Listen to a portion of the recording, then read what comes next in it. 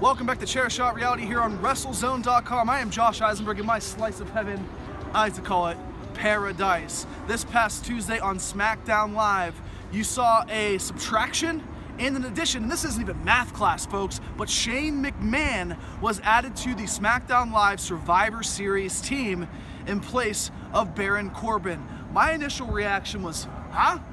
What? Shane McMahon, a guy who has only had one match in the calendar year and one match really in about 8 years, is going to be added to this team of SmackDown Live superstars to compete against Raw.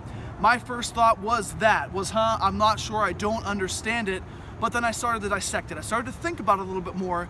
Well, WWE isn't putting really big stipulations on the line for these Raw and SmackDown matches. Yes, you have the Dolph Ziggler, Sami Zayn Intercontinental Championship match, and then you also have the Cruiserweight stipulation. But this match lacked something. It lacked intrigue, it lacked interest, and it lacked big names.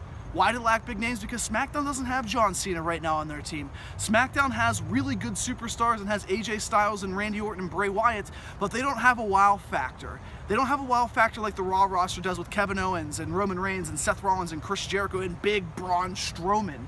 So when you put these two teams together with Baron Corbin, you weren't really sold on it, but now people are interested. It spiked people's interests. So I'm interested to see how they build this match at Survivor Series, and Shane McMahon, he's fighting for his blue brand, right?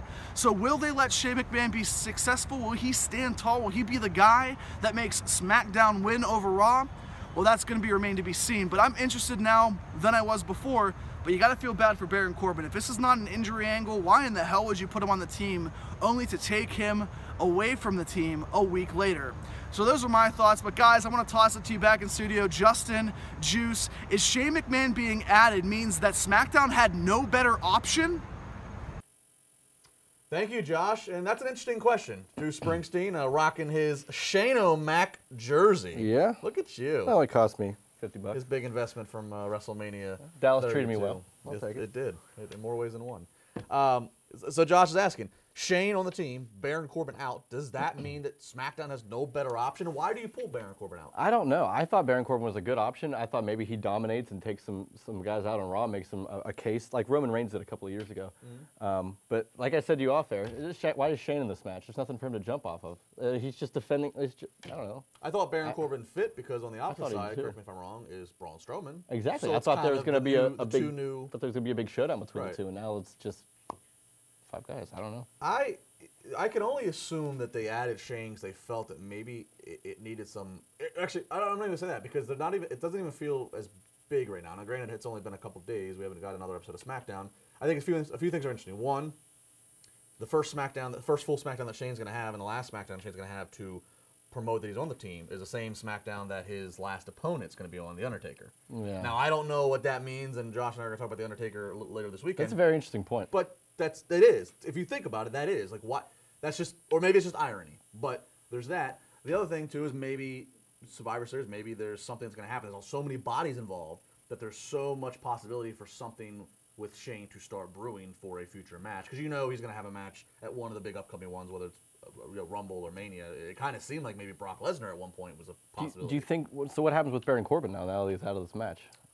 That's what kind of that maybe that's the ultimate. That's probably the ultimate issue with this is that Baron Corbin, who again is a rising star who they've. And after he won the Battle Royal, it seemed like he kind of just plateaued a little bit, but now he's been gaining a lot more since being on SmackDown.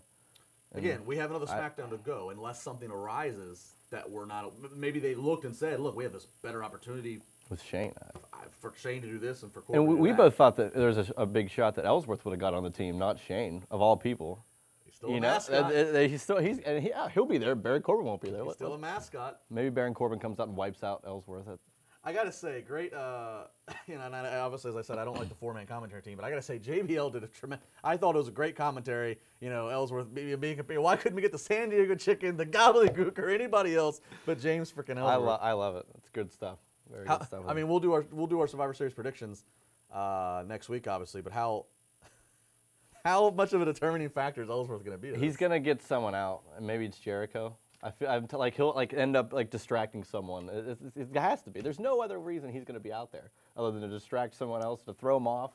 Maybe he costs someone on the SmackDown team. And it has to be somebody on SmackDown's team because obviously he's only on SmackDown. But also, I mean, it's we're here in Pittsburgh. This is bizarre too. just kind of throwing this topic in real quick before we go to Josh for NXT. Are you stunned by the arena here in Pittsburgh is the PPG Paints Arena? Yeah. Are you stunned by the fact that they are announcing matches the way they are? Have you seen this? I have seen it. The Roadblock pay-per-view is December 18th. And they've announced Rollins and Jericho. And they announced Reigns and Owens. And I'm just like, it's unusual for WWE to announce, not only because they like to just reveal that in the storyline as they go, but a lot of times the storylines can change. That's still quite a ways away. That's true, and at the bottom of the emails that I got that had those matches listed in them, it said card subject to change. So maybe there's something that's going to happen, and they easily could change it. But maybe they're just trying to do something early to make sure people buy the tickets. We'll see. All right, let's wrap it up here. On this video, we're going to go back to Mr. Eisenberg down in Florida for his NXT in 90.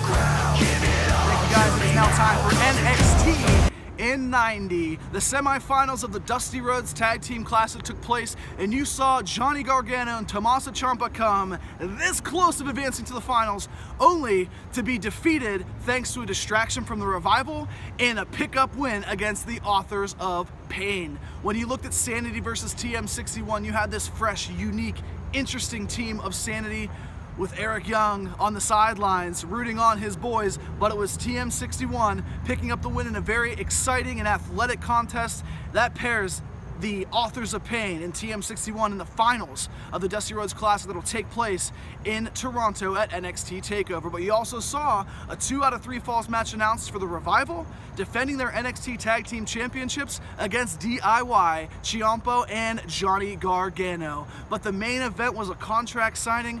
No touching needed between Shinsuke Nakamura and Samoa Joe. You had both guys wanting to rip each other's heads off, but Samoa Joe outthinking and outsmarting the NXT Championship, bringing his own table, signing the contract, and backing away. But that did not stop the NXT Champion from attacking, as Nakamura took out the security that was supposed to be for his protection via William Regal and powerbombing him through a table. Impactful, interesting, and 3 feuds were built this week heading in to a TakeOver in Toronto. I am Josh Eisenberg. Stick around. Coming up, we have so much more here on Chairshot Reality.